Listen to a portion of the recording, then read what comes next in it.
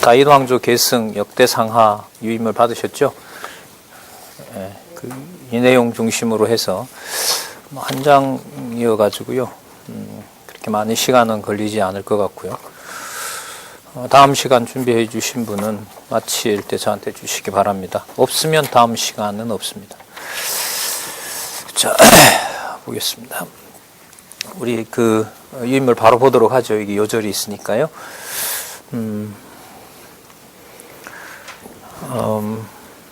제목에 보시면 다윗 왕조의 계승 이렇게 나와 있죠.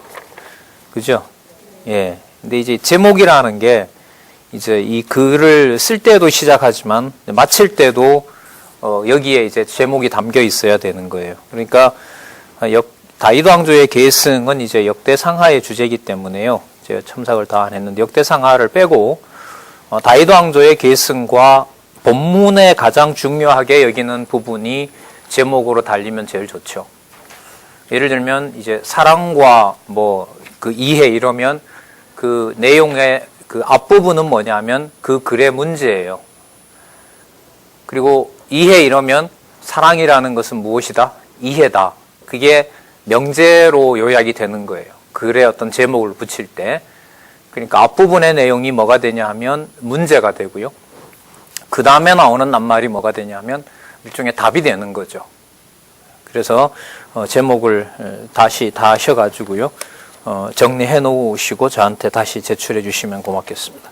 다윗 왕조의 계승과 뭐가 될지 예를 들면 우리는 알고 있는 부분이 있죠. 다윗 왕조 계승은 무슨 언약 성취 섭리죠?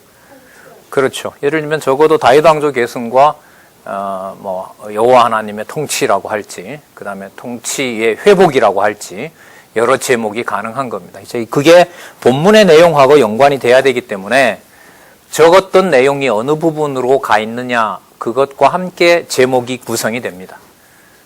제목은 이제 우리 글에서는 뭐가 되냐면 성으로 말하면 여러분들 그 성벽입니다. 성의 선 장수입니다. 죄송합니다. 나중에 이제 제가 이제 그런 일반적인 글도 좀 소개하려고 하는데요. 글이라는 게 어차피 이제 보편성을 띠고 읽히는 독자 중심으로 읽혀야 되기 때문에 그렇습니다. 원래 우리 양성반 앉아서 우리가 토론하고 뭐하고 이러려고 했는데 이게 영상으로 찍히고 강의가 되어버려가지고 그래도 어쨌든 이 방향으로 올해는 또 가야 될 것 같아요. 그래서 다윗 왕조 계승과 뭐라고 달지 역대상하는 빼시고요. 이 제출하신 분은 또 고민을 하셔가지고 그 다음에 한번 달아보시기 바랍니다. 예를 들면 다윗 왕조의 계승과 예를 들면 왕국의 회복 이러면 다윗 왕조의 계승된 내용이 역대상하에 기록된 것은 뭘 보여주려는 거다? 왕국이 회복된 것을 보여준다. 그게 되는 거죠. 그리고 그 내용이 본문에 나와야 되는 겁니다. 자, 그리고 또 우리 형식은 어떻게 됐냐면 요절로 시작해서 요절로 닫는다는 거죠. 자, 그렇게 되어 있고 그런 방향으로 해봤습니다. 크게 틀린 글자는 없기 때문에 한번 살펴보겠습니다. 여호와께서 다윗의 집을 멸하기를 절개하지 아니하셨음은 이전에 다윗으로 더불어 언약을 세우시고 다윗과 그 자손에게 등불을 주겠다고 허하셨습니다라. 는 역대상하의 요절이다. 역대기를 여러분들 보통 언제 기록했다고 보냐 하면은요, 우리 개론에 보시면은 나와 있어요. 언제 기록되어 있다고 나오죠? 450에서 400년이니까요. 그리고 왼쪽에 보시면 열왕기 상하는 언제라 그러죠? 주전 600에서부터 550년이니까요. 시기가 한 100여 년 차이가 나죠. 그러니까 그 열왕기 내용은 주로 이제 예레미야가 기록했다고 그러고요. 역대기는 그 에스라, 그 하나님이 준비해 놓은 그야말로 선생님이죠. 에스라를 통해서 바벨론 포로 70년 동안에 잘 교육을 받게 했다가 돌아와서 쓰게 합니다. 그러니까 열왕기 내용은 언제 이제 기록을 하냐면 망하고 난 다음에 기록하는 거예요. 망하고 예레미야에 보면 예레미야가 3차 침략 이후에도 살아남죠. 살아남고 계속 살려놓는데 하나님께서 예레미야서 내용도 그렇지만 열왕기 내용, 그 약속대로 이탈 왕조가 망한 내용의 부분이 여러분들 그 열왕기라고 보시면 됩니다. 그리고 70년이 흘러요. 그죠? 70년이 흐르고 역대기의 기록 당시는 여러분들 뭐하고 맞물리냐면 말라기 기록 내용하고도 맞물려 있습니다. 그러니까 이게 근데 이렇게 딱 생각을 하면 쉽지 않은 게 뭐냐면 여러분 말라기는 제사를 받겠다는 거예요, 안 받겠다는 거예요? 더 이상 안 받겠다는 내용이 나와요. 그런데 여러분 역대기 내용은 에스라 느헤미야로 지나가면서 역대기 에스라가 여러분 에스라라고 하여금 기록했거든요. 역대기 에스라 내용은 뭐냐면 회복시켜서 뭐 어떻게 하시는 거죠? 역대기가 두 부분으로 되어 있죠. 앞부분이 뭐죠? 역대기. 그 다음에 에스라가 두 부분으로 되어 있죠. 맞죠? 에스라 첫 부분이 무슨 내용이죠? 1장에서부터 6장까지죠. 예, 내용이 뭐죠? 성전 제사의 성전 재건이죠. 성전 재건입니다. 그 다음에 7장에서부터 14장은요? 예? 귀환과 제사 회복이. 그 귀환이 여러분 2차 귀환이거든요. 그 2차 귀환이 몇 년에 일어나죠? 예? 457년이죠. 그러면 여러분들 2차 귀환 그 다음에 여러분들 뭘 쓰냐 하면 역대기를 기록하도록 하는 거예요. 자, 이 두 가지를 일단 염두에 두시고 기왕 나온 거 이제 우리 선지서까지 좀 섭리를 통한 언약 전체를 다 좀 정리할 필요가 있는데 그 에스라 내용에 보면 이 역대기서부터 시작한 내용이 에스라에 오면 성전을 회복하잖아요. 그죠? 그런데 여러분들 그게 바로 제물을 통해서 제사가 일어나요? 안 일어나요? 예? 성전을 몇 년 동안 중건하지 못하도록 하죠? 20년 동안, 19년 동안 못 짓도록 해요. 그래서 536년에 성전을 재건하잖아요. 근데 성전 재건 후에 바로 그 제사 행위가 온전하게 이루어지는 게 아니죠. 그죠? 예. 그 내용이 2차 기환과 연결이 돼요. 그 시간이 여러분들 무려 몇 년이냐 하면은요. 여러분 425년에 그 제물 제사가 온전하게 이루어졌다고 해요. 그럼 몇 년이 되죠? 530년에서 425년이면 몇 년이에요? 90년이에요. 그래서 여러분 에스라의 전반부와 1차 기환과 에스라 후반부의 2차 기환은 그리고 2차 기환의 제물을 그 제사를 회복할 때 배경은 뭐냐면 에스라 마지막 내용이 뭐로 끝나죠? 누구를 뭐 하는 내용이 일어납니까? 예? 누구를 성별하죠? 예? 아니요. 누구를 성별해요? 이스라엘 자손 중에서 누구를 성별해요? 레위 지파죠. 그러니까 성전을 세워놔도 누가 없으면 제사장이 없으면 그 제사 행위가 일어날 수가 없어요. 근데 그 무려 기간이 여러분들 한 90년이 돼요. 90년이 돼요. 그러니까 하나님께서 성전을 회복해 주셨고 하나님께서 제물 제사가 드려지도록 하셨다는 내용이 에스라서의 아주 핵심적인 내용입니다. 그래서 나중에 그 전수조사하죠. 10월부터 시작해서 1월까지 3개월 동안 부패했고 타락한 제사장들을 몇 명이죠? 108명인가요? 전수조사를 해서 싹 뽑아냅니다. 그러니까 그게 이제 거기 나오는 이유가 성전뿐만 아니라 제물의 회복 내용을 누가요? 여호와께서 하신다라는 내용입니다. 근데 이 내용은 성전 제사가 드려지도록 한다는 내용이잖아요. 같은 시기에 기록된 말라기에 가면 뭘 안 받겠다는 거예요? 그 제사가 필요 없다는 거예요. 그렇게 연관이 돼요. 이건 성경 그러니까 전체를 안 보면은 한 부분에 강조하다가 보면 거기서 무너져 버려요. 구조고 뭐고 다 중요하지 않게 되고 날아가 버리는 거죠. 그래서 이제 어떤 한 부분을 얘기할 때 진짜 뒷부분에 이 내용들을 어떻게 가지고 설명을 해서 이제 예수 그리스도의 사건, 마태복음 1장 1절로 들어가서 예수에 의한 사역까지 가는지 1차적으로 그 중요함이 여기에 있다고 할 수가 있겠죠. 자, 그래서 여러분 역대기 그 요절 다음에 역대상하는 여호와께서 언약하신 말씀대로 다윗 왕조를 수립하여 보호해 주시는 다윗 왕조의 계승 내용이다.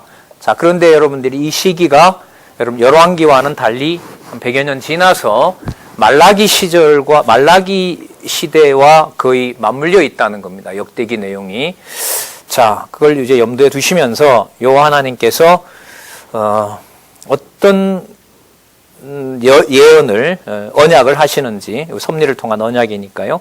회복된 유다 왕국을 통해서 자, 여러분 잘 아시는 것처럼 일단 단락 나누어 낸 역대상은 다윗 왕조의 계보와 다윗 왕의 즉위, 다윗 왕의 치적 내용이 나타나고요. 계속 다윗 왕조 내용이 나오죠. 자, 그 다음에 솔로몬 왕의 번영이 나오고요. 그죠? 그 다음에 분국 시대에 뭐가 나오죠? 분국 시대에 뭐가 나온다고요? 보호가 나오죠.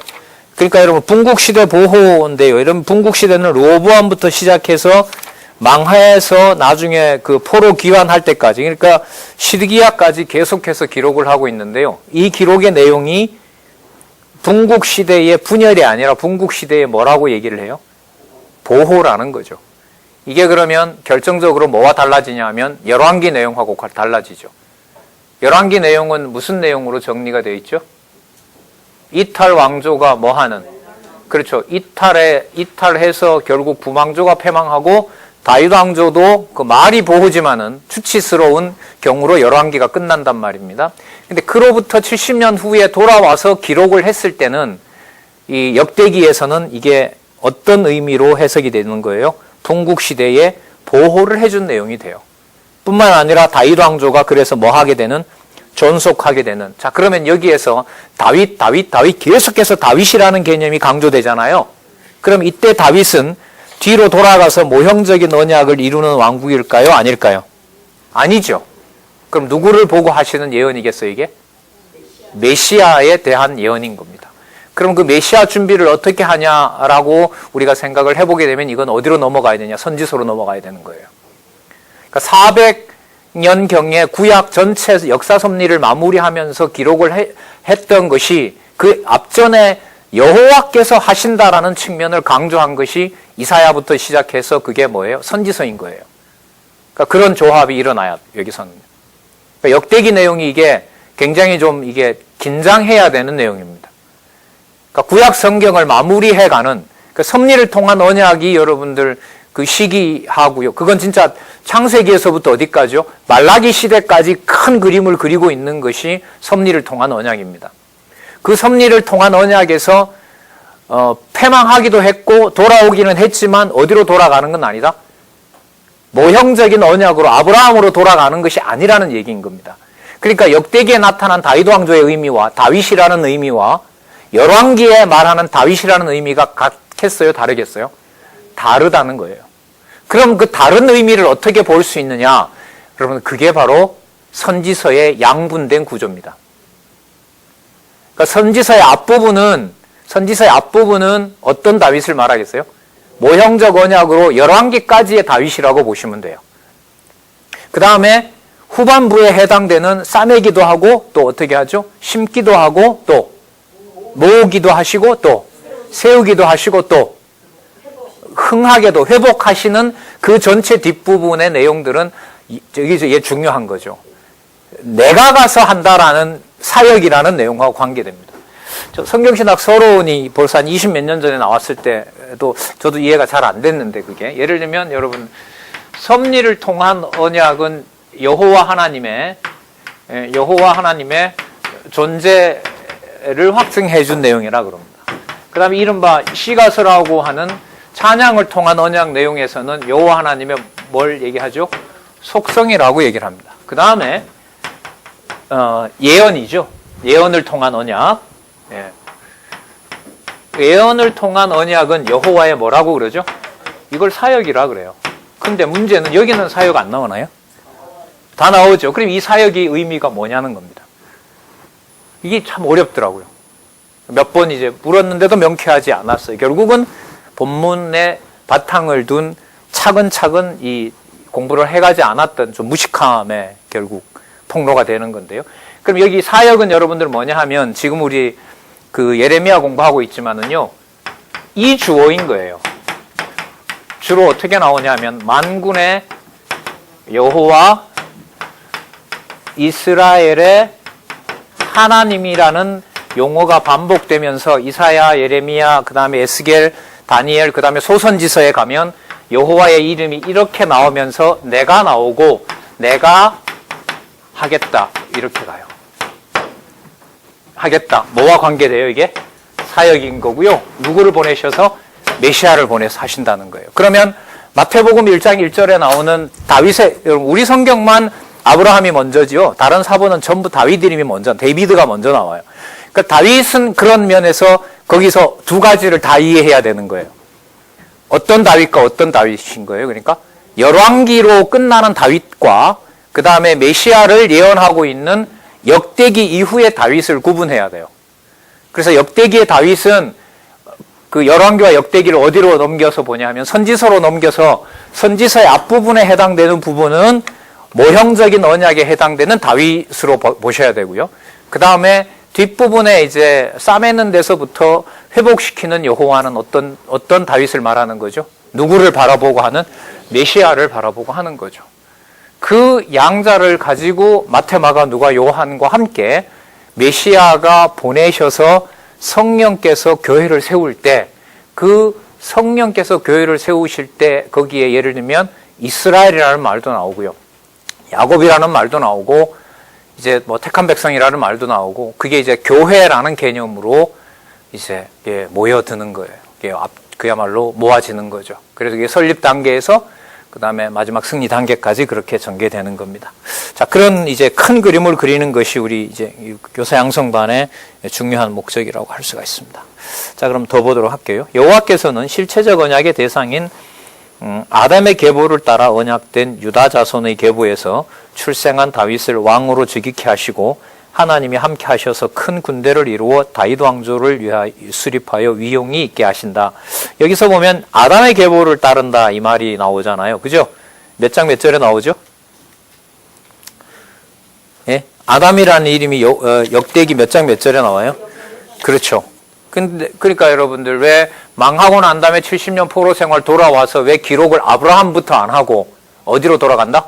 아담에게로 돌아가는 거죠. 그러니까 아담에게 돌아가서 그 다윗에게 연결시킬 때는 다시 아브라함의 모형적인 언약으로 돌아가려는 것이 아니라 누구를 소개하려고 하는 거다?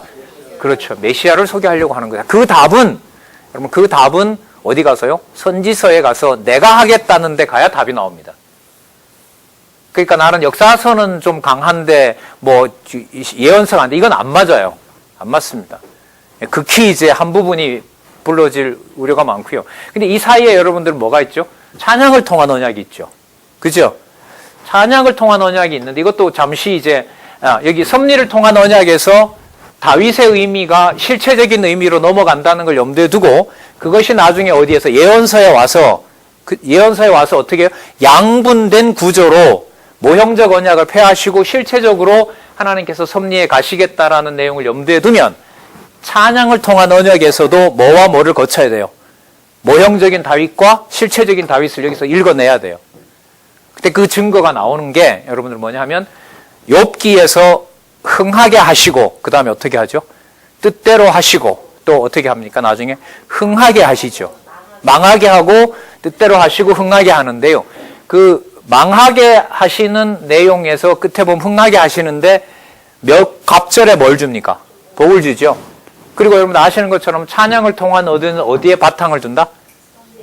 역사 섭리에 바탕을 두고 있다. 이거는 잘 아실 겁니다. 그러니까 역사 섭리에 바탕을 두고 있는데 열왕기까지는 오는데 그 다음부터는 좀 흐려요. 뭔가 명쾌하지가 않아요. 책은 계속해서 페이지는 연결이 되고 있는데. 예. 그 70년 포로 생활을 돌이켰다? 거기서 끝나면은 별 의미가 없어져요, 이게. 예. 그 여기서 섭리를 통한 언약에서 바탕을 둔다고 했을 때 찬양을 통한 언약에 넘어가면 찬양을 통한 뭐가 됩니까? 이게 언약이잖아요. 누구를 언약하는 내용입니까? 메시아를 언약하는 내용이니까 여기서 뭔가 구체적인 큰 틀을 잡아야 되죠. 과정을 빼버리면 과정의 내용을 놔두고 보면 망하게 하고 흥하게 하시는 내용이에요. 하나님께서. 그 내용이. 그럼 망하는 내용은 뭘까요? 모형적인 언약 열왕기까지로 보시면 되고요. 그 다음에 뒷부분은 뭐 할까요? 흥하게 하는. 흥하게 하되 선지서로 가면 누가 한다? 내가 한다. 이게 바로 선지서 이사야에서부터 시작이 되는 거예요. 그래서 이사야 1장 1절에 보면 왕가가 서너 명이 같이 겹쳐 나와요. 그 겹쳐 나오는 것도 의미가 있다고 봐요, 저는. 왜냐하면 어느 한 왕가가 아니라 여러 왕가에 걸쳐서 하나님께서 지속적으로 이 나라가 이제부터는 누구 나라가 아니다? 너네들 나라가 아니고 내 나라다라는 사실의 증거가 어디에부터 나타나냐? 이사야 1장 1절에 여러 왕가가 겹치는 데서부터 나타나게 돼요. 자, 그러면 욥에게 보여줬던 그 흥하는 내용에서 우리는 그 복을 주었다라는 말이 나오죠. 그죠? 42장에 가면 그 복이 여러분들 그러면 누구를 예언하는 내용이에요? 메시아를 예언하는 내용이고요. 그렇다면 시편 1편 1절을 읽을 때 복 있는 사람이라는 것은 욥기를 통해서 보여준 장차올 메시아의 나라와 연관이 되는 거예요. 그런데 1편과 2편 내용에서 분명히 후사를 준다고 약속을 하셨는데 3편에서부터 89편까지 보면 뭐가 나오죠? 성취에 대한 간구시가 나오죠. 그죠? 세우신 언약에 대해서 뭐 하는 내용입니까? 성취 기원 찬양시가 나오잖아요. 그죠? 성취를 기원하는 거예요. 근데 그 길이가 굉장히 길죠. 3편에서부터 89편까지 그 다음에 대적에게 맡겨서 하고요. 불택자처럼 버리는 상황이 나타나고요. 여호와의 이름이 불타는 상황이 벌어지게 됩니다. 그러면 그 불탄 내용에 해당되는 대답을 못하게 되면 신실하신 하나님이 될 수 있어요? 없어요? 없죠. 그래서 90편 1장에 가면 무슨 내용이 나와요? 땅이 생기기 전, 바다가 생기기 전 영원하신 나라를 소개해요. 누구와 맞닿게 돼요? 메시아와. 그러면 욥기에서 결론적으로 얘기했던 마지막의 복은 실체로 오실 그리스도를 염두에 두고 시편 1편에서 실체적인 언약을 어떻게 보면 세워주시는 거죠. 자, 그 내용이 여러분들, 그 아담이 어디서부터 시작이 됐다고요? 역대기 10장 1절에서부터 시작을 해요. 그러면 참 재밌죠? 이스라엘 사람들이 읽고 있는 이 구약 성경은요, 개종해도 자기네들이 이틀을 안 버려요. 개종한 유대인들이 사용하고 있는 여러분들 그 구약 순서가 자기네 조상들이 보는 유대인들이 보는 구약 구조하고 똑같아요. 그 구조의 마지막 성경이 뭐냐면 역대기예요. 그래서 제가 진짜 궁금한 게 뭐냐면 작년 10월에 이제 그 번역이 돼서 이스라엘의 2000권이 번역이 됐는데 저걸 보는 사람들이 그걸 그 출판하는 분하고 번역한 분이 막 얼싸안고 막 춤을 추고 했다 그래요. 이런 게 어떻게 됐는지. 근데 진짜 하나님 하시는 일이 궁금한데 저 구약 구조를 싹 바꿔야 되는데 저걸 받아들이고 저렇게 춤을 출까? 아니면 그대로 두고 춤을 출까? 여러분 지금 구약계 성경도 유대인들도 세 부분으로 나눕니다. 그 오경을 따로 빼놓고요. 그 다음에 선지서가 나오고 시가서가 나오고. 그러니까 역대기는 뭐가 되냐면 시가서가 돼요. 시가서가 된다는 말은 예수님 오시기 전에 불렀던 찬양을 에다가 넣어버리는 거예요. 누가 오지 않았다고 보는 거예요. 그렇죠. 그때 말하는 아담 이후로부터 다윗을 통해서 아직까지 메시아가 안 왔다고 보는 거예요. 그래서 역대기 내용이 제일 뒤에 가 있어요. 이 사람들은. 근데 그게 가서 그 구조를 다 이제 바꿔놔야 그게 이제 예수 그리스도에 대한 언약으로 갈 텐데 그걸 도대체 어떻게 수용을 할지 진짜 궁금해요. 아직 이제 뭐 큰 연락은 사실상 못하고 있는데요. 그러니까 여러분 찬양을 통한 언약에 한번 다시 가서 볼게요. 찬양을 통한 언약에서 두 번째 시편에 가면 복 있는 자로 하여금 그 복 있는 자가 유업으로 받는 과정이 뭐냐 하면 3편에서부터 89편이에요. 그러니까 기도하게 하는 거죠. 안 할 수 없게 해놓는 것이 3편에서부터 89편이라고 보시면 돼요. 누가 드릴 기도일까요? 그렇죠. 메시아가 오셔서 3년 동안 겟세마네 가서 뭔 기도 하셨을까? 이 기도 하셨다고 좀 봐요. 다윗을 통해서 기도하게 하신 것처럼요. 자, 그런데 여러분들 90편부터 나오는 복 있는 자가 받는 복이 지상에 있는 나라가 아니라 어디에 속한 나라다? 하늘에 속한 나라다라는 게 90편에서부터 150편까지 성취에 대한 찬양시인데 두 부분으로 되어 있죠. 누구의 통치? 누구의 권능? 엄청 중요하죠. 왜요? 우리 이 본문에 나오지만, 이 페이퍼에 나오지만 역대기 17장 14절에 보면 다윗의 나라와 다윗의 집은 누구의 집과 누구의 나라가 된다? 내 집과 내 나라가 된다고 약속을 해주고 있어요. 그러니까 그 내용이 어디에 반영되어 있다? 10편, 90편에서부터 150편의 실체적인 나라, 어디부터 있었던?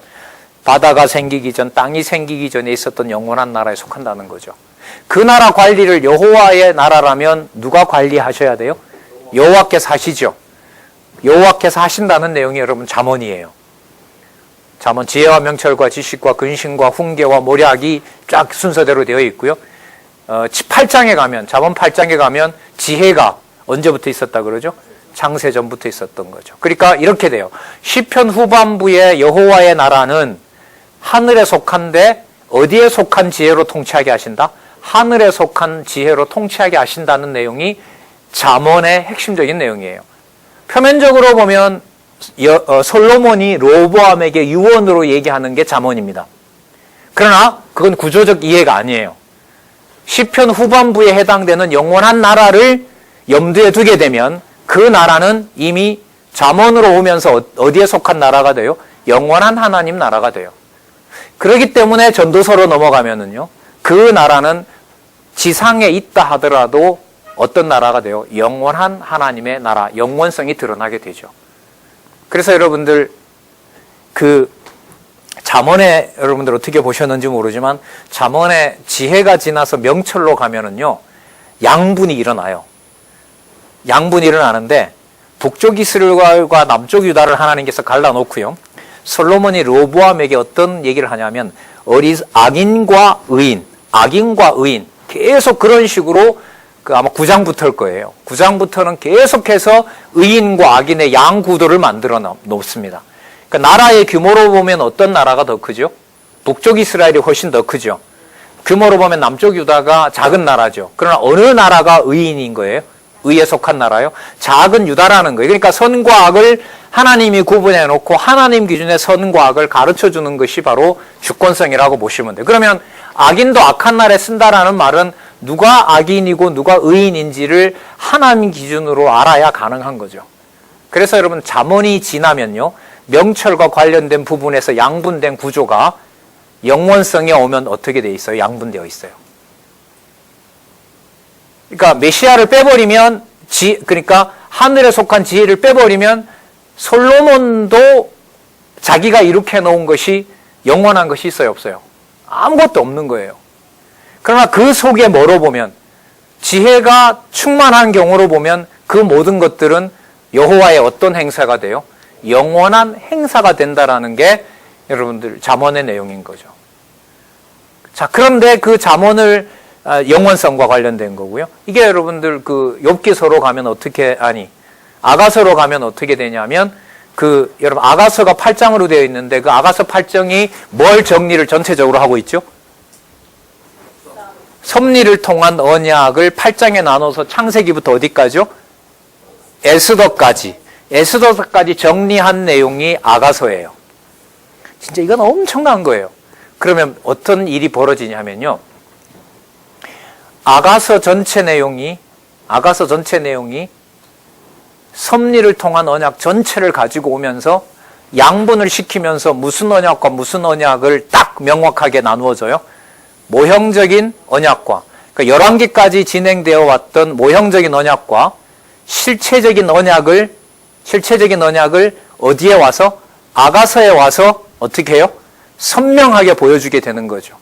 그럼 그 실체적인 언약은 하늘에 속한 거기 때문에 술람미가 몸이 망가졌다 하더라도 그것은 변하는 사랑이 아니라 어떤 사랑이 되죠? 불변의 언약이 돼요. 그래서 그 잠언 그 명철에서부터 시작해서 나누어주는 하나님 기준의 선과 악의 나라가 모형적인 언약을 하나님께서 미련 없이 버리시고 실체적 언약을 준비한다라는 내용으로 양분되는 구조를 이끌어가요. 그게 어디서부터 일어난다고요? 잠언 명철 이후부터 드러나게 돼요. 그 부분이 어디에 가서 더 드러나요? 전도서에 가서 어떤 부분으로? 양분된 구조로 인생의 무익한 행사와 여호와의 영원한 행사로 선명하게 드러나고요.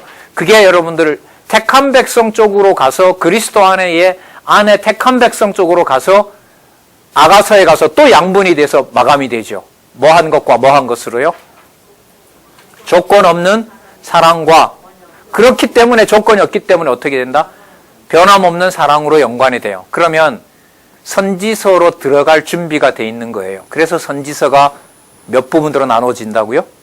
두 부분으로 양분이 돼요. 이 구조의 비밀은 이건 진짜 엄청난 겁니다. 세상 다 망해도 좋을 정도로 이 구조는 진짜 어마어마한 거예요. 그래서 그런데 이러한 구도가 핵심적으로 진행되는 부분이 여러분들 어디냐면 역대기부터예요, 이게. 역대기 1장 1절에 누가 나온다 그랬죠? 아담이 나와서 하나님께서는 이제까지 아담 아브라함으로 진행됐던 역사를 어느 쪽으로 넘기는 과정이에요? 누구에게로? 메시아에게로 넘겨서, 자, 그러면 선지서에 오면, 그럼 그걸 누가 합니까? 다윗 솔로몬도 못했는데, 그러니까 누가 한다? 내가 하겠다는 거예요. 그래서 여러분들 성경신학에서 하게 하신다라는 내용을 가볍게 보면 저는 진짜 그건 저주라고 봐요. 쉬운 말도 아니고 내가 마음대로 쓸 수 있는 말도 아니지만 그 말을 경홀히 한다는 말은 그 한마디 속에 선지서 내용을 그냥 묵사발 내는 거예요. 몰라서 내면 좀 위로라도 되지만 그걸 알고 의도적으로 이걸 덮으려고 한다? 이건 놔둬도 돼요. 놔둬도 이거는 진짜 캄캄하게 몰아가는 일이 벌어지는 거죠. 그래서 이 내용의 어떤 실질적인 시작들이 여러분 제가 볼 때는 이 역대기에서 지금 일어나고 있습니다. 그래서 그 첫 번째 문장이 가지고 있는 중요성을 다시 한번 말씀을 드리는 겁니다. 여호와께서는 실체적 언약의 대상인 아담의 계보를 따라 언약된 유다 자손의 계보에서 출생한 다윗으로 왕을 즉위케 하시고 하나님이 함께 하셔서 큰 군대를 이루어 다윗 왕조를 수립하여 위용 있게 하신다. 다윗이 여호와의 언약궤를 다윗성으로 옮겨와 장막에 두고 제사와 찬송을 드리자 여호와께서 다윗 당대 이름을 경고케 하고 나라를 평안케 하고 왕고를 경고케 한다는 것과 후대에도 나라를 경고케 하고 성전이 건축되게 하고 왕가의 위가 영원히 경고케 해줄 것을 하시면서 내가 영영히 그를 내 집과 내 나라에 세우리니 그 이가 영원히 경고하리라는 말씀으로 여호와가 주권자가 되실 실체적 언약을 해주신다. 그럼 여호와가 주권자가 되신다는 실체적 언약의 답은 여러분들 어디로 넘어간다? 아가서가 끝나면서 어디로 넘어가서 보면 알 수 있다? 선지서에 가면서 보면 무엇을 안고 저 너무 더운데요. 이게 다 위로 올라와서요. 그러니까 그 그림자 언약을 다 여러분들 그 무의미하다고 버리는 것이 아니라 여러분 아까 영원성 찬양에서 뭐라 그랬죠? 해 아래에는 무익하지만 영원한 세계에서 보면 그게 다 의미가 있는 거란 말이잖아요. 그죠? 그러면 여러분들이 이사야서를 읽을 때도 어떤 게 필요하면 제가 유다 왕조를 그림자를 폐기했다 그래가지고 그것이 우리가 단지 쓸모없는 걸로 버렸다 이렇게 보시면 안 되고요. 그 이스라엘 왕가, 유대 왕가를 진행시키면서 그 안에 전도서 내용으로 보면 뭐가 들어있는 거예요? 창세전부터 있었던 영원한 나라를 그 안에 두고 누가 오실 준비를 하는 거예요? 메시아가 오실 준비를 하는 내용의 감을 가지고 어디로 들어간다? 이사야서로 가는 거예요. 뭐가 없으면 바로 그냥 양분되었다 바로 가면 돼요. 앞에 이 내용이 없으면. 이 내용에서 여호와의 속성을 어떻게 밝혔냐면 아까 말씀드린 대로요. 신령한 복 그 약속을 하고 잠언에 오면 그 나라가 창세전에 있었다고 밝히고요. 그러니까 솔로몬이 르호보암에게 지키라는 나라가요. 현상적인 그 남아있던 유다 지파가 아닌 거예요. 만약에 잠언 8장이 없으면 그게 돼요. 그러니까 솔로몬도 자기가 아무리 많은 것을 해봤지만 그 모든 것들이 장차 누가 올 것과 누가 오셔서 메시아가 오셔서 보여줄 것에 비하면 아무것도 아닌 거예요. 그 내용을 잠언 8장에서 잡고 그 내용을 바탕으로 더할 수도 없고 덜할 수도 없게 해놓으셨다. 이게 영원성의 뭐예요? 요절이죠? 예, 영원성의 요절인 겁니다. 오늘 제가 여러분들이 이렇게 큰 그림을 그리는 것은 앞으로 발표문이 없어서 이 반이 없어질까봐 인간적으로 염려해서 큰 그림을 그리는 겁니다. 자, 그래서요, 그 잠언에 해당되는 영원한 나라를 전도서에 오게 되면 하나님께서 더할 수도 없고 덜할 수도 없도록 해놓으신 거예요. 그러니까 망할 나라지만 그 망할 나라 속에 영원성으로 가면 뭐가 들어있는 거예요? 잠언에서 말하는 지혜의 왕국이 그 속에 들어있는 거예요. 여러분 이게 그러면 그리스도가 육신의 몸을 입고 이 지상에서 하신 사역하고 다 연결이 돼요? 안 돼요? 되죠. 그 물과 피가 거기가 영원한 생명을 계시하는 게 된단 말이에요. 그런 준비가 어디에서 일어나느냐 하면 제가 볼 때는 역대기에서부터 시작해서 시가서를 지나서 선지서에 와서는 이제 노골적으로 누가 한다? 내가 한다. 그러니까 여러분들 내가 한다라는 예를 하나 들어볼까요? 이사야도 그렇지만요. 예레미야 같은 경우에 나라 망하게 했다고 하니까 이사야도 그랬죠. 그 나라를 망하게 한다고 했을 때 슬퍼하니까 더 이상 뭐도 하지 말라 그래요? 울지도 말라 그럽니다. 나중에 여러분 에스겔서 가면 어떻게 하죠? 내가 네 부인을 내가 죽일 텐데 절대로 그 장산날에 가서 너 울면 안 된다. 그게 에스겔서에 나와요. 그러니까 여러분 그야말로 선지서는 진짜 잔인하고 이해가 되지 않는 하나님이에요. 뭘 빼면 이걸 제대로 이해하지 못하면. 그래서 따로따로 떨어뜨릴 시간이 없어요, 우리가. 진짜. 저도 여러분들과 맨날 이렇게 일방적인 강의를 진짜 안 할 거거든요. 내년이 10년인데 진짜 제가 좀 고민을 하고 있어요. 뭐가 유익한지. 사실 강론도 나왔고 선생님들 모여서 열심히 공부도 하시고 홈교사 모임도 일어나고 있고 그리고 지금 나오는 질문들은 다 지엽적이고 그런데 그렇다고 해서 강론집들을 제 생각만큼 면밀하게 연구도 안 되는 것 같고 그래서 뭐가 유익하냐 이런 생각을 좀 많이 하게 돼요. 예.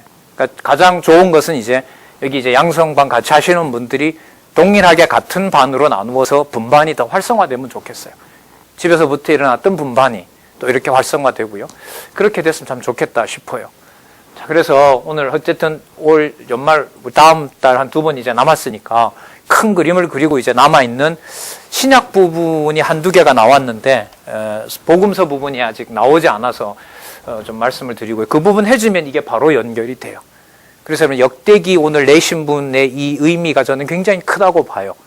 여기서부터 그리스도 메시아의 언약은 누구 쪽으로 가고 있다?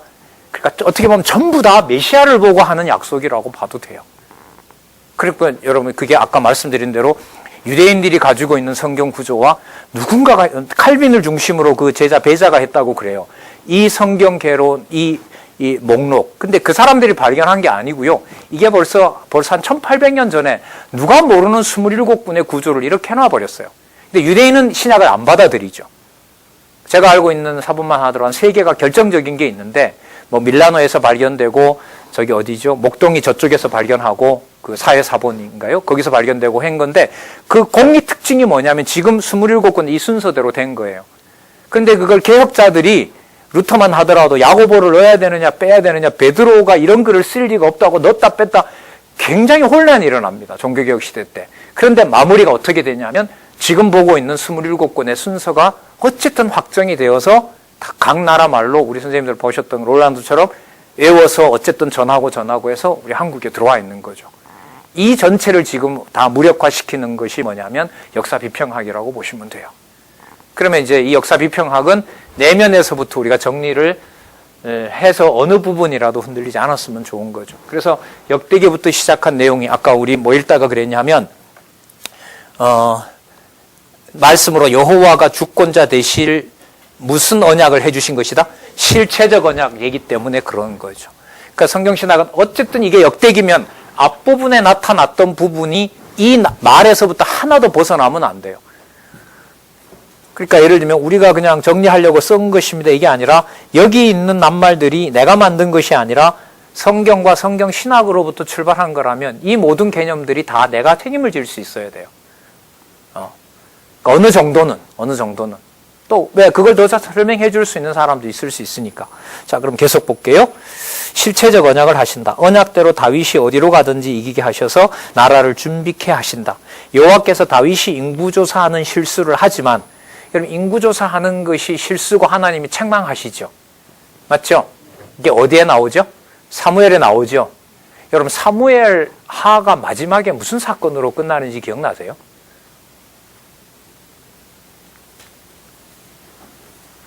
한번 찾아보시겠어요?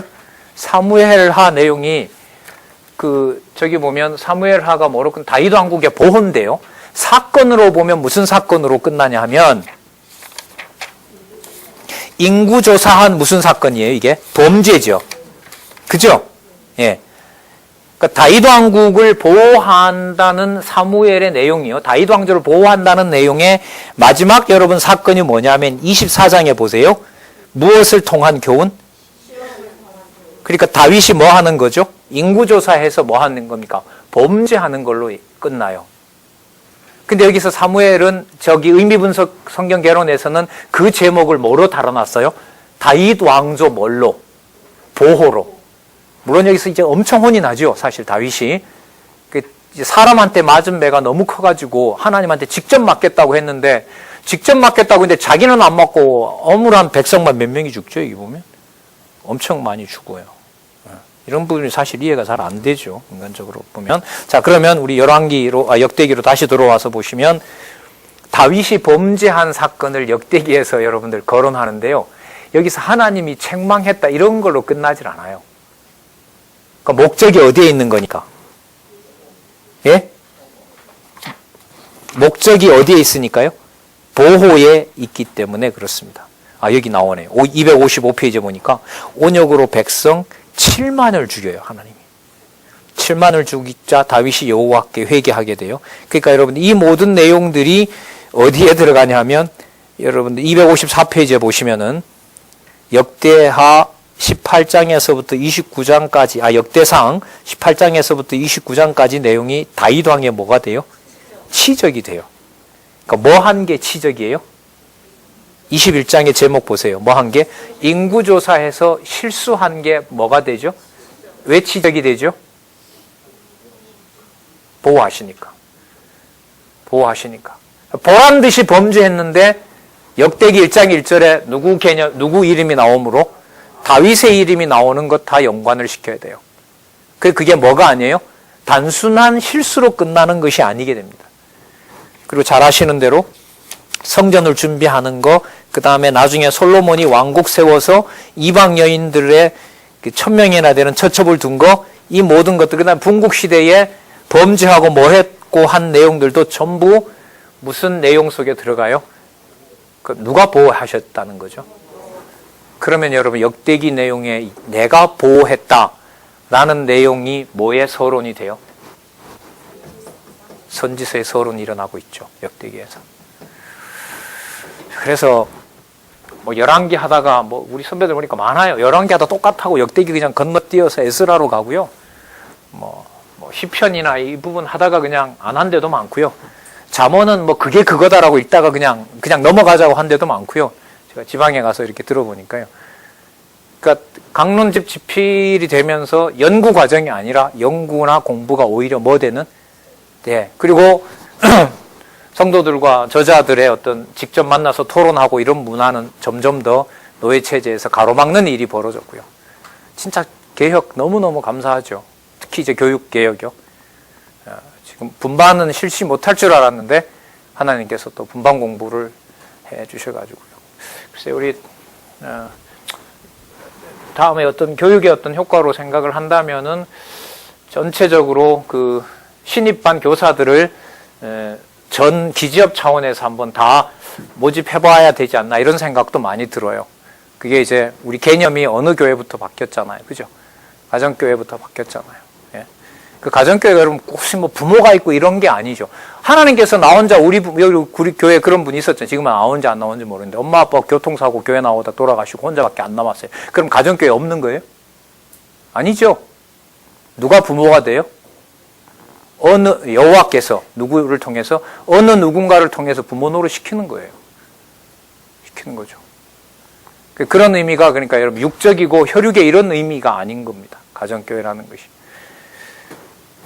자, 좀 더 보도록 할게요.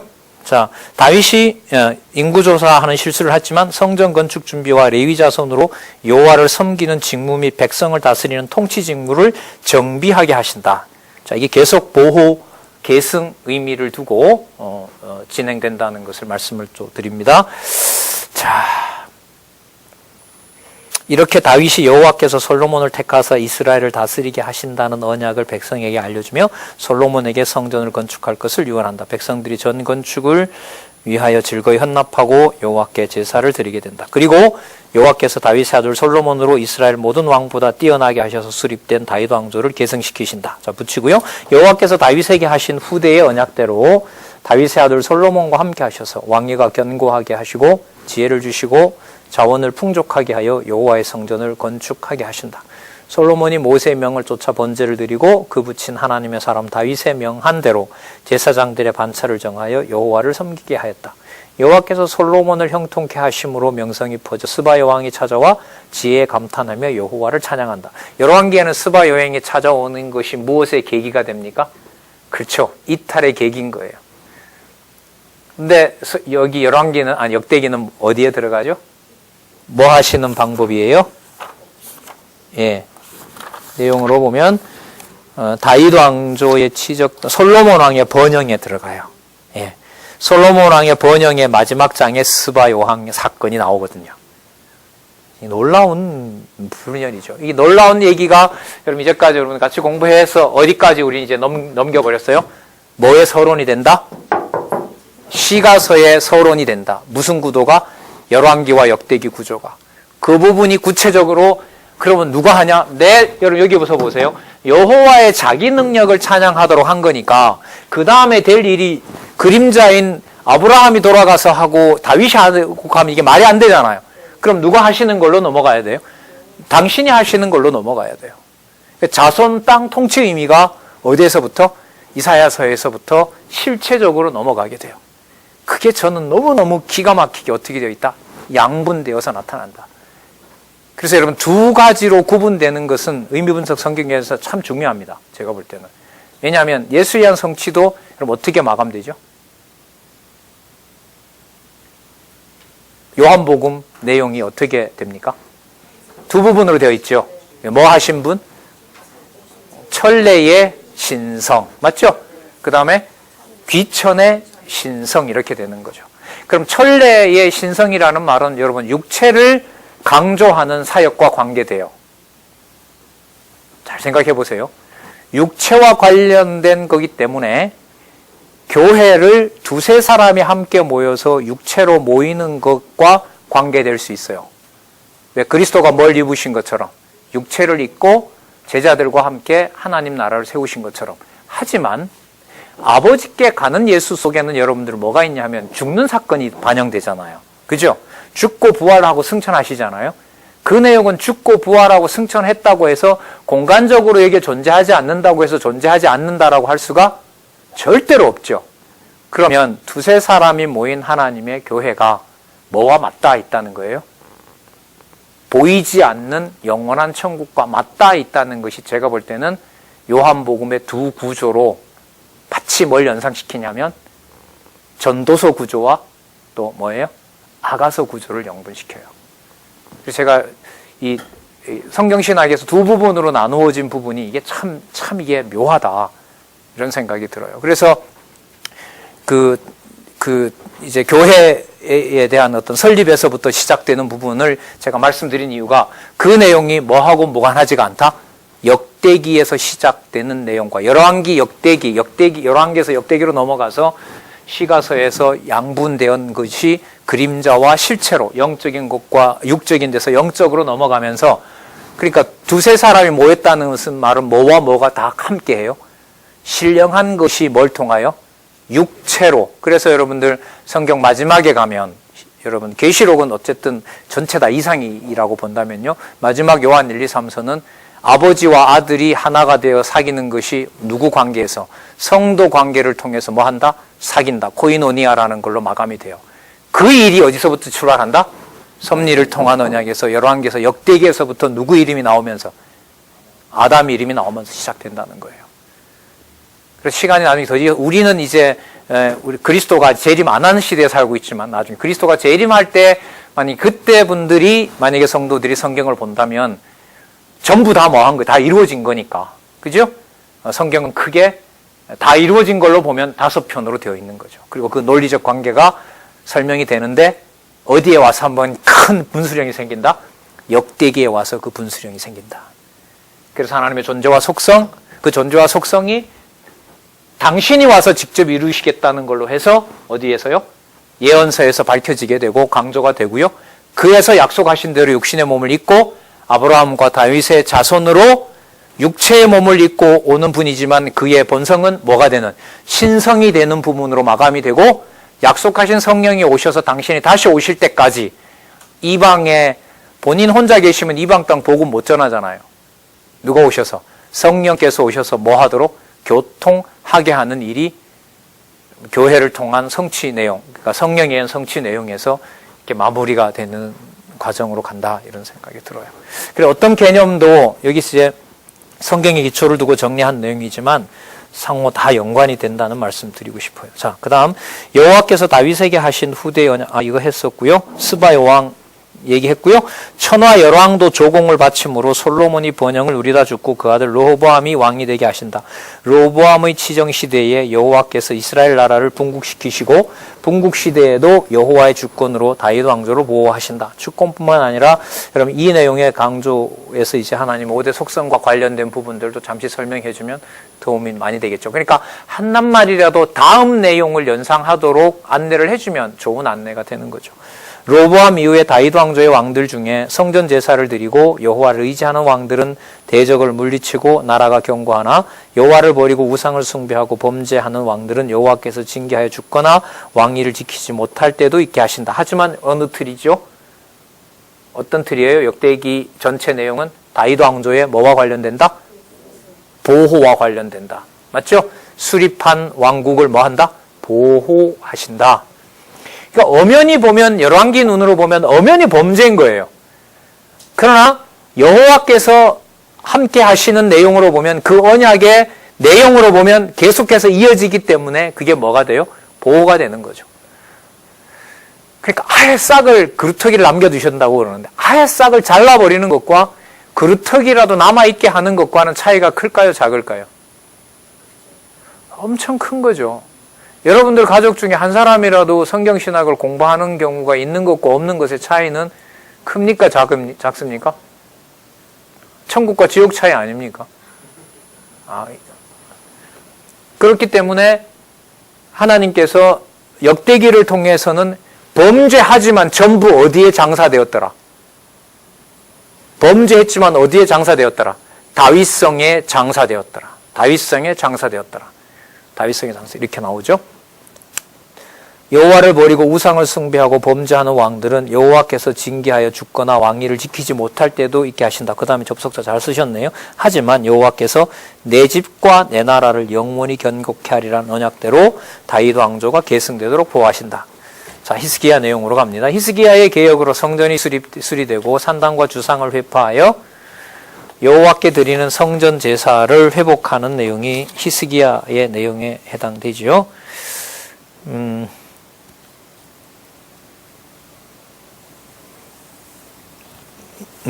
자, 요시야가 왕이 되어 성전을 수리할 때 발견된 율법 책에 대하여 여호와께 묻자 여선지 훌다를 통하여 요시야 이후에 예루살렘과 백성에게 여호와를 버린 죄를 인하여 율법 책에 기록된 대로 재앙과 저주를 내리신다고 알려주신다. 여러분 여전히 이 내용은 이제 그 보호와 관련된다는 거 염두에 두시고요.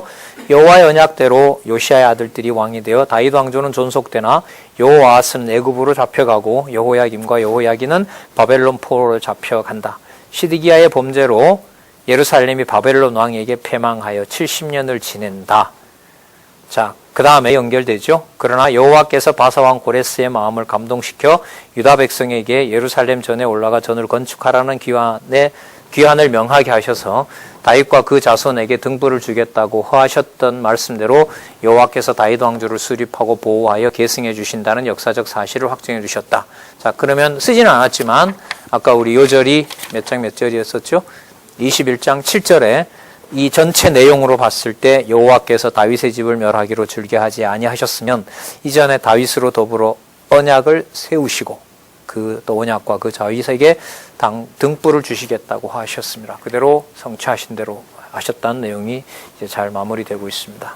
자, 좀 아까 말씀드린 것처럼 아까 그 아담과 관련된 내용이 좀 나왔기 때문에 그거는 뭐 또 한 번 강조해도 괜찮고요. 제일 마지막에 보면 에스라의 연결성을 위해 에스라의 첫 부분 1장 1절에서부터 3절과 뭐가요? 에스라가. 예. 여러분 그거 아시죠? 역대기 마지막 장 마지막 절이 에스라 1장 1절에서 반복되는 거 아시죠? 한번 확인할게요. 그래서요. 열왕기를 강론하고 역대기로 가면 열왕기를 강론하고 똑같은 내용이라 뛰어넘어서 에스라로 가면 돼요, 안 돼요? 이건 성경신학 아니에요. 근데 그게 안 되는 줄도 모르니까 그래 강의해도 그냥 있는 거야. 왜 그렇게 하는지도 한 번도 안 물어보고. 예? 자, 성경은 이렇게 붙여놨습니다. 역대기 마지막 장 마지막 절 한번 볼까요?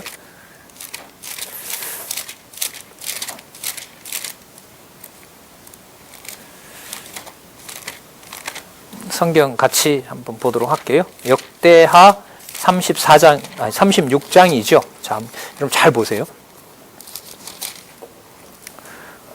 지금 어제요. 이스라엘 사람들이 보는 성경에 이게 안 붙어 있어요. 따로따로 놀고 있으니까.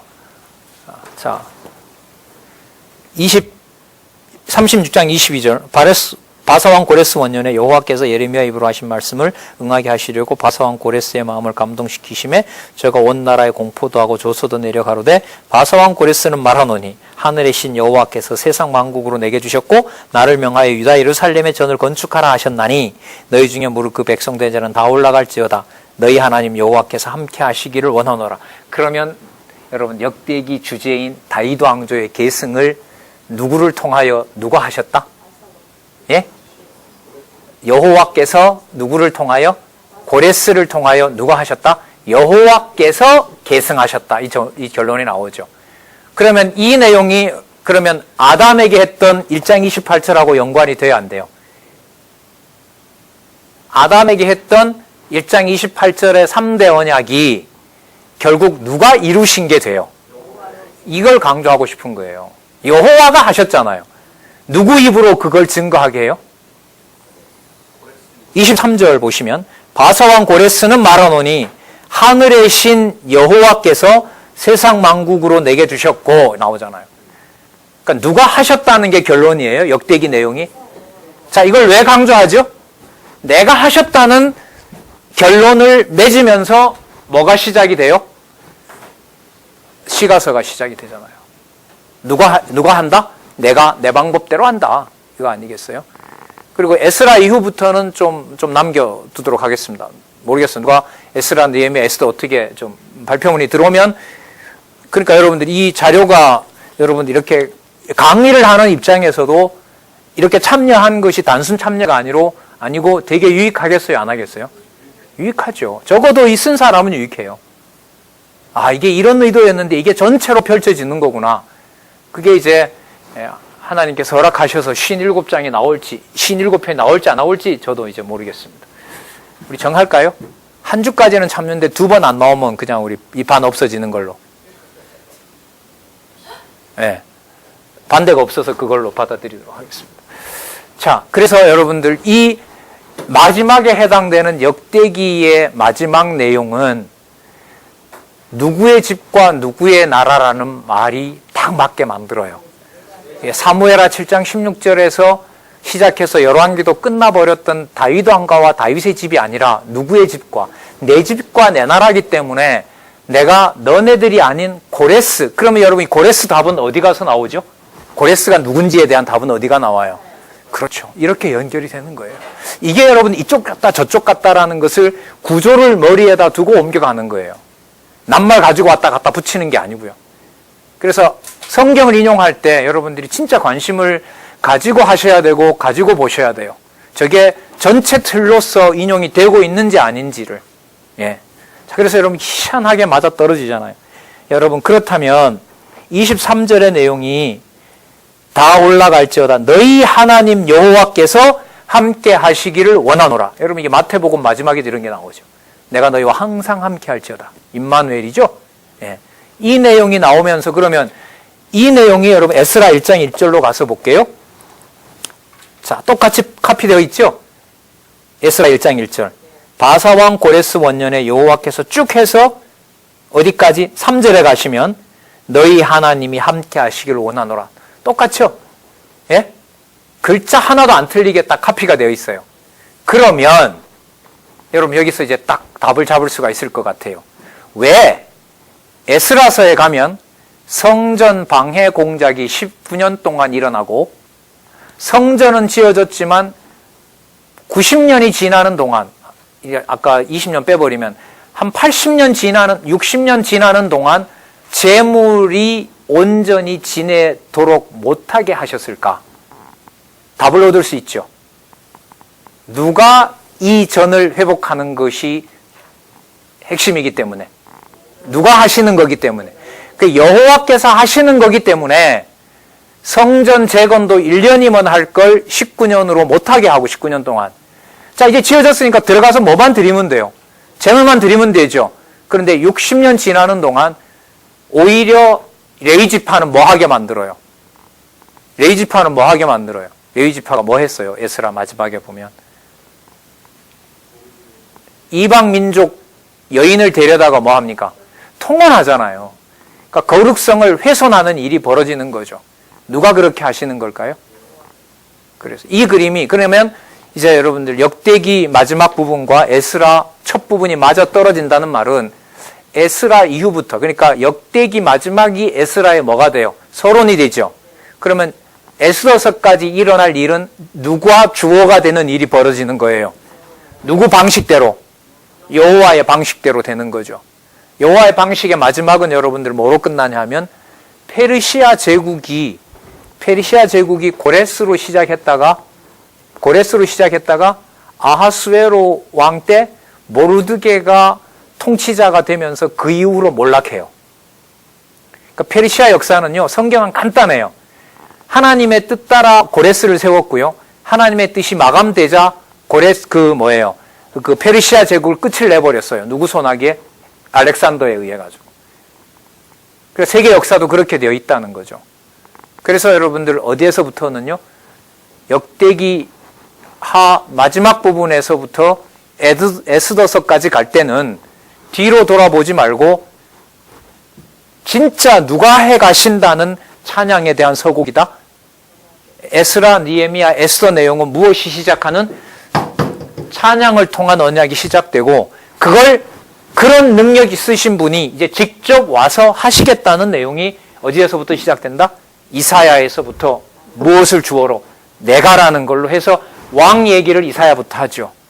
내 택한 내 왕 고레스가 하면서 이제 여기서부터 시작이 되는 거예요. 그러니까 내용상에 있어서 여러분 이 연결성이 너무너무 중요한 부분이 여러분들이 오늘 역대기 내용을 통해서 우리가 오늘 잡아본 거죠. 예. 그러니까 어느 정도는 준비가 되어 있으니까요.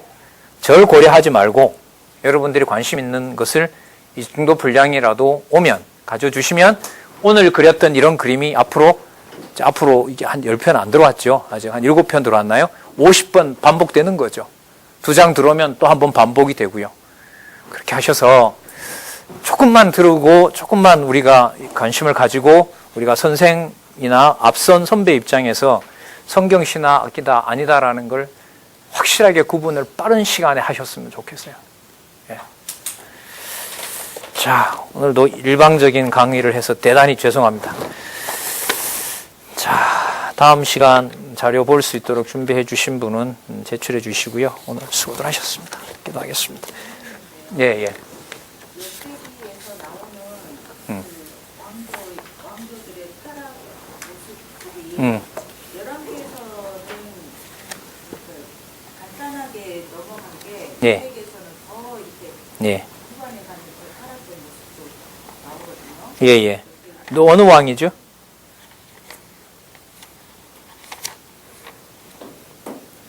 어느 왕이 특별히 그렇게 나와요? 요아스예요. 예, 예. 요아스 같은 경우는 11개에서는 예. 성전 수리하고 예. 성을 이루고 이런 면도 예. 있는데 예.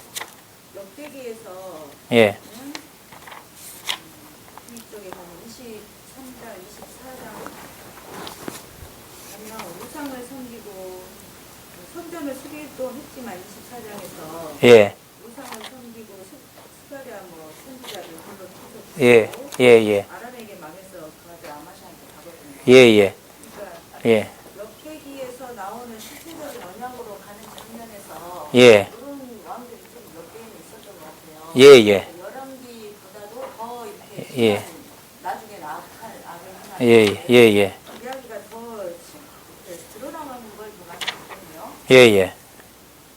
근데 이거를 여기서 시대 보호로 들어가는 거잖아요. 이게. 그렇죠. 예. 보호를 들어가면서 더 이렇게 안 좋은 모습이 더 많이 쓴다. 그러니까요, 전체 흐름 속에 안 좋은 걸 더 있어버리고. 그렇죠. 왜 그러냐 하면 이게 나중에 예언서 한번 가보세요. 예언서에 가서 예레미야 같은 경우에 보면 예레미야 애가 내용이 어디에 들어가요? 시므심에 들어가요. 그러니까 누구 기준이 아니 돼요? 이게 안 되게 돼요? 어디에 넘어가게 되면 제가 볼 때는 역대기를 넘어가게 되면은요 온전히 이 맞추는 초점이 누구 계시 쪽으로 가게 돼요? 여호와 계시 쪽으로 가게 돼요. 여호와 계시 쪽으로. 그래서 어떻게 보면 열왕기와 역대기에 특히 여호사밧 같은 경우에는 열왕기에 서너 줄밖에 안 나오죠. 그죠? 근데 웬 굉장한 또 뭐가 나와요? 4장에 걸쳐서 치적이 역대기 가면 나와요. 그러니까 뭐가 다른 거예요? 열왕기를 쓰는 목적하고 역대기를 쓰는 목적이 다른 거죠. 예. 그걸 염두에 두시고 여러분 역대기를 접근해야 돼요. 그러니까 결국 그게 여러분들 마지막에 아까 해당되던 대로 내가 세웠던 이방의 왕을 세워서 내가 뭐 한다? 다윗 왕조를 내가 계승해 나가겠다라는 걸로 할 수가 있죠. 그런 부분들은 많습니다. 뭐 성경 전체에 깔려 있죠, 사실. 예, 그런데 중요한 것이 이제 앞으로 메시아를 염두에 두고 실체적 언약과 연관시킨다는 것을 염두에 두셔야 될 것 같습니다. 자.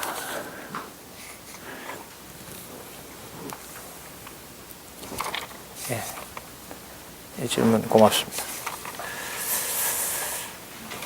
자, 기도할까요? 마칠까요? 하나님 아버지 감사합니다. 유대인들도 하나님 아직 고민하면서 받지 못한 놀라운 언약을 저희들이 보게 됩니다. 하나님 사람의 눈으로 이해할 수 없고 사람의 판단으로 이해할 수 없는 내용들이 하나님의 말씀임을 또 한 번 저희들이 경험하게 되었습니다. 하나님 죄와 총명으로 하나님께서 확인한 것까지 또한 믿어지는 바까지 하나님께서 인도해 주시고 섭리해 주시기를 원하옵나이다. 예수님의 이름으로 기도드렸습니다. 아멘. 예, 수고하셨습니다.